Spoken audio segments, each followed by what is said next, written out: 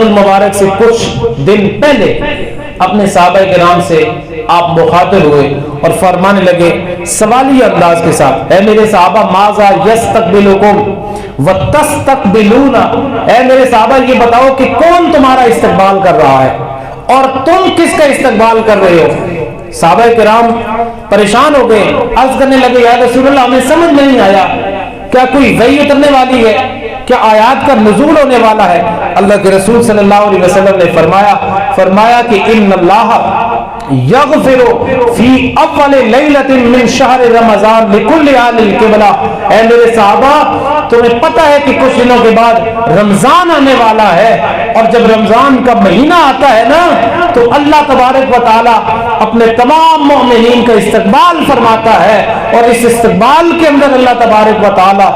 رمضان المبارک کی پہلی رات کے اندر ہی تمام مومنین کی اللہ تعالی مغفرت فرما دیتا ہے، اللہ تبارک و تعالی مغفرت فرما دیتا ہے۔ حضرت انس ابن مالک رضی اللہ تعالی عنہ سے یہ مروی روایت کہ آقا کریم صلی اللہ علیہ وسلم نے ارشاد فرمایا کہ جیسے ہی ماہ رجب کا چاند طلوع ہوا تو آپ صلی اللہ علیہ وسلم دعا یہ فرمایا کرتے تھے کہ اللہم بارک لنا فی رجب وشعبان وبارک لنا فی رمضان، کہ ہے اللہ ہمارے لیے رجب اور شعبان میں برکت پیدا فرما، اور یا اللہ بارک لنا فی رمضان، اور اے الہ العالمین ہمارے لیے رمضان کے مہینے کے اندر برکت پیدا فرما۔ حضرت انس بن مالک روایت کرتے ہیں اور حضرت اسامہ بن زید رضی اللہ تعالی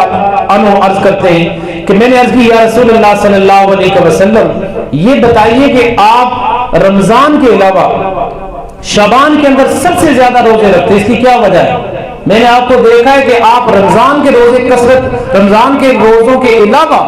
اگر کسی مہینے کے روزے رکھتے ہیں تو وہ شعبان المعظم کا مہینہ ہے، تو اس کی وجہ کیا ہے؟ تو اللہ کے رسول صلی اللہ علیہ وسلم نے فرمایا کہ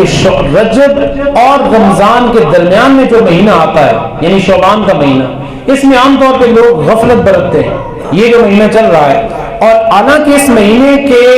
اندر پورے سال کے اعمال اللہ تبارک و تعالیٰ کی طرف اٹھائے جاتے ہیں، لہذا میں چاہتا ہوں کہ میرے اعمال اللہ کی بارگاہ میں اس حالت کے اندر پیش کیے جائیں کہ میں روزے سے ہوں،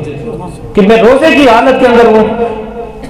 روزے کی حالت کے اندر میں ہوں، اس حال کے اندر میرے اعمال اٹھائے جائیں۔